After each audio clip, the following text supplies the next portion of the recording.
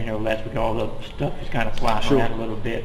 Did recruits reach out to you? Did you have to reach out to recruits to kind of reassure? Or I think it kind of goes without saying. Yeah. It really does. You got, that's something that you just got to deal with. Something that us coaches knowing. I mean, just being in the profession, knowing that obviously you guys have a job to do.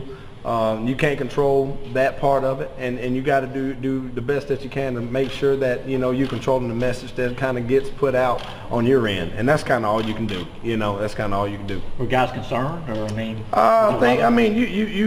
you get questions.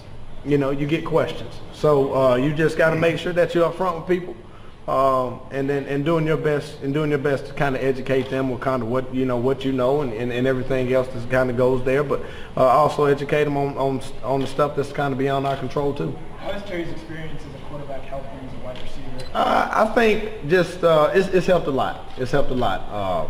I think definitely him knowing from that perspective what to look at, and just being comfortable with taking the snap. It's not the most comfortable thing to do when you gotta when you take the snap, it's 11 eyes looking at you basically over there on defense. Opposed to out there receiver, then you kind of you got one or two dudes that may be kind of keying in on what you're doing. But I think it's helped a lot in that regard. To piggyback on what he was asking about, as far as the cohesion on the staff, you're a Georgia guy, been on the staff a while. You've also seen the influx of kind of Pruitt and the Alabama influence. How has that affected cohesion and everything on this? I think everybody's done a good job of remaining open to ideas. I definitely think there's more than one way to skin a cat. But when guys, not just him in particular, but obviously Coach Rocker, who's kind of been around a little bit. Anytime you do get different perspectives from things, I think it helps.